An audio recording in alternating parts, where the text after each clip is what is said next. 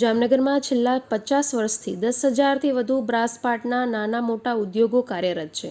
GIDC plot and said holders association દ્વારા જામનગરના ઉદ્યોગોને નવી ટેકનોલોજી અંગે માર્ગદર્શન અને નવીનીકરણ કરી શકે તે હેતુથી ઔદ્યોગિક પ્રદર્શન કરવામાં આવ્યું છે. આ ટેકફેસ્ટનું આજે સવારે નવતનપુરી ધામના આચાર્ય કૃષ્ણમણીજી મહારાજના આશીર્વચન સાથે ગુજરાત રાજ્યના કૃષિમંત્રી રાઘવજીભાઈ પટેલ, જામનગર અને દેવભૂમિ દ્વારકા જિલ્લાના સાંસદ પૂનમબેન માડમ દ્વારા ખુલ્લો મુકાયો હતો.